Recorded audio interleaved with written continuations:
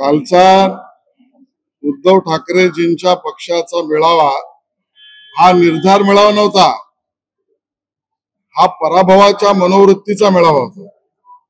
मग ट ला ट, फ ला फ, उसनं आणलेलं अवसान रूपी बळ, स्वतःचं केडर, कार्यकर्ते, नेते, नगरसेवक, आमदार सोडून चाललेत, त्याची जळजळ, फडफड, आणि सगळ्यात महत्वाचं म्हणजे अमित शहाजींच्या नावाची भीती आणि घाबरलेल्या अवस्थेमधला हा पराभूतांचा मेळावा होता आणि त्याच्यापेक्षा वर्णन करता येणार नाही।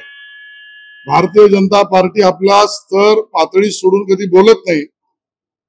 आमची ती प्रथा परंपरा संस्कृती नव्हे, महाराष्ट्राची सुद्धा ही प्रथा परंपरा नव्हे, पण ज्यांना त्याच भाषेत कळत असेल तर उद्धवजी कोणाला तरी एनाकोंडा म्हणत असतील तर उद्धवजी तुम्हाला का आयत्या बिळावरचा नागोबा म्हणायचं?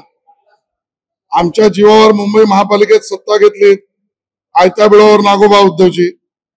मग राज्यामध्ये आमच्या जीवावर, आमच्या मेहरबानीवर सत्तेत बसलात, आयत्या बिळावर नागोबा। मग तुम्ही काँग्रेसच्या मदतीला दिल्लीला कुर्निसात घालून महाराष्ट्र विकास आघाडीत जाऊन मुख्यमंत्री पद घेतलं, आयत्या बिळावर नागोबा। आणि आता कुठेतरी शिवतीर्थाकडे जात आहेत, हे सुद्धा आयत्या बिळावर नागोबा असं आम्ही म्हणायचं का? हा आमचा प्रश्नचिन्ह आहे।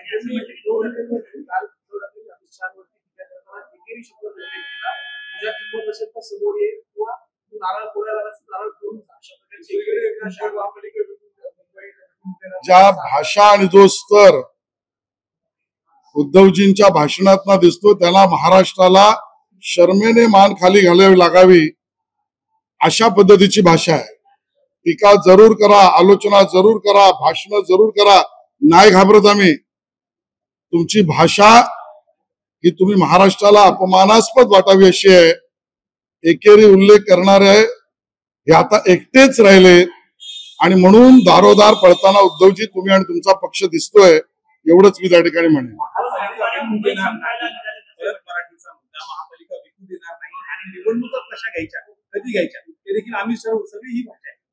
हास्यास्पद आहे, चोर मचाए शोर, एवढंच मी उद्धवजींना सांगेन। कारण स्वतःच महानगरपालिकेमध्ये खड्ड्यामध्ये कंत्राटदाराकडून मिळवले, तुम्ही सत्तेत असताना रस्त्यामध्ये कंत्राटदाराकडून मिळवले, नाल्यातल्या साफसफाईमध्ये कंत्राटदाराकडून मिळवले, तुम्ही मुंबई महानगरपालिकेच्या प्राणी संग्रहालयापासून उद्यानांपर्यंत सगळीकडे हात मारले आणि त्यामुळे जे आणि ज्यांची कार्यपद्धती भ्रष्टाचाराने परिपूर्ण होती अशा खाणाऱ्या मनोवृत्तीच्या उद्धव ठाकरे गटाच्या भाषणात त्यांनी दुसऱ्याबद्दल बोलावे म्हणजे चोर मचाए शोर।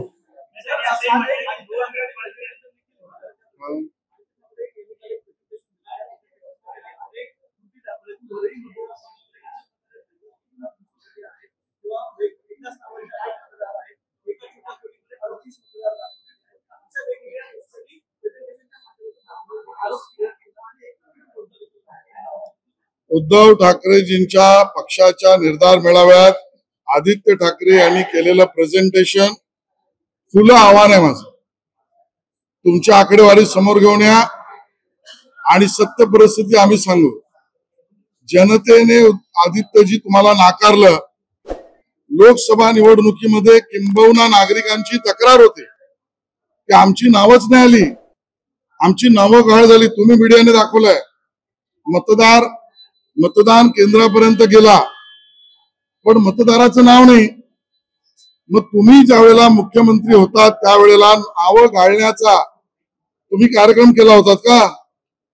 आणि म्हणून लोकसभेत तुम्हाला मिळालेली मतं ही कुठल्या मतांना गाळून तुम्ही मिळवलेत, हा माझा यांना आम्ही सार्वजनिक पारितोषिक देऊ।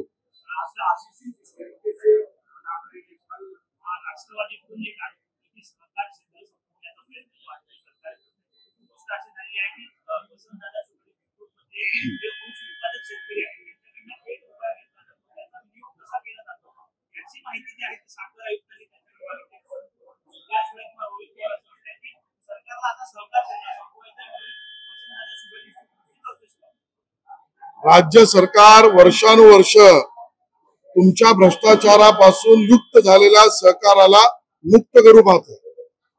आणि त्यामुळे भ्रष्टाचाराची गंगा सहकारात करण्याची मनोवृत्ती ही त्यांच्या पक्षाची.